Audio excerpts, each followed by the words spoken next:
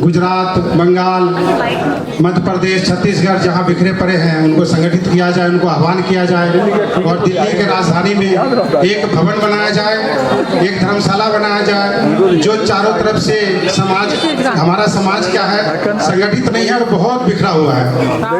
मैं IBF जो international batch federation है उसका मैंने देखा, उसका मेंबर बना और अशोक अग्रवाल जी का मैंने सुना, उनका जो संदेश सुना, उनका भाषण सुना तो बड़ा प्रेरित हुआ। वहाँ से भी कई कार्यक्रम में गया, उनका मेंबर भी हूँ मैं। हमारे ऊपर अग्रवाल जी रहते, सुभाष अग्रवाल जी जो मार्बल का उनका काम है, उन्होंने उनके साथ में कई बार गया। पीयूष गोयल जी आते थे, बड़े बड़े मिनिस्टर नेता, इन्होंने सम्मान भी किया 700 सांसद का, उसमें इन्वाइटेड था मैं, लेकिन किसी कारणवश नहीं जा पाया। तो वहाँ से प्रेरणा लेकर के हमें भी लगा कि जो गरीब लोग हैं भी हमारे समाज में बहुत जरूरतमंद है। अशोक बाबू, यहाँ जब आप देखेंगे हमारे समाज 95% लोग जरूरतमंद हैं, जिनको इलाज की जरूरत है, कमरे की जरूरत है, एग्जाम देने आते हैं, स्टेशन पे रुकते हैं, कहीं किसी के कमरे पे रुकते हैं, किसी रिलेटिव को फोन करते हैं, कहते हैं मैं बाहर हूँ, मतलब डर से कहते हैं मैं नहीं हूँ यहाँ पे, रुकने नहीं देते हैं, क्या बताते नहीं हैं। तो हमें ये सब सुन के बड़ा पीड़ा हुआ।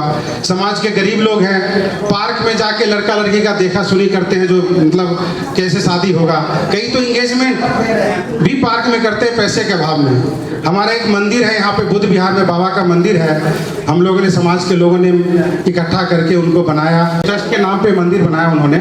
उस मंदिर में जो गरीब लोग होते हैं, रिक्शा ठेला वाले, जो बच्चे की शादी नहीं होती है, हम लोग मिलजुल कर उनका शादी ब्याह हर साल 2-4 को कराते हैं।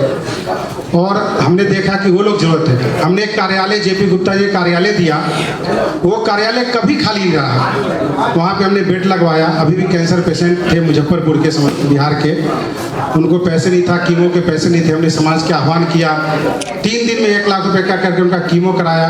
प्रमोद जी हमारे कोषाध्यक्ष हैं, इन्होंने प्रधानमंत्री सहायता कोष से उन्हें 2.5 लाख रुपया दिलाया और उनको अभी जाने के लिए सुविधा नहीं थी, उनको टिकट कटा के उनको घर भेजा, कुछ रोजी रोटी के लिए पैसे उसे दे करके, राशन पानी हमने सारा ट्रस्ट ने व्यवस्था कराया। समय समय पर जैसे छठ पूजा है, वहाँ पे चाय वितरण, नाश्ता वितरण, शिक्षालय में जाकर के बच्चों के साथ हम लोगों ने खाना खाया, उनको कुछ डोनेशन दिया, कहीं कैंप लगा करके गर्मी में शरबत वगैरह पिलाना, 14 अगस्त में खिचड़ी में खिचड़ी खिलाना गरीबों को।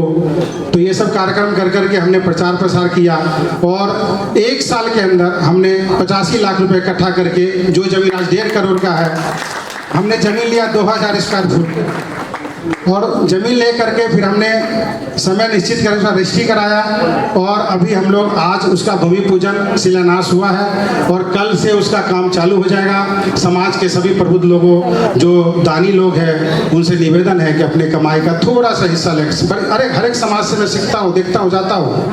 हमने सोचा हम लोग 4-5 लोग हैं कि हम लोग इसको बना सकते हैं, लेकिन हमने कहा नहीं, हर व्यक्ति का हिस्सेदारी होना चाहिए, सबका सहयोग होना चाहिए। सबका सहयोग अटैचमेंट होता, कहेगा कि मेरा एक समाज का धर्मशाला है, जाइए वहाँ पे इलाज जा कराने जा रहे हैं, एग्जाम देने रहा, व्यापार करने आ रहे, पर्यटक आ रहे हैं, उनको रुकने ठहरने की व्यवस्था तो होगी, इलाज कराने आ रहे हैं, रुकेंगे वहाँ पे। हमने फ्री सेवा किया, 18 कमरे, 18 से 20 कमरे इंजीनियर JP गुप्ता ने डिजाइन किया है इसका।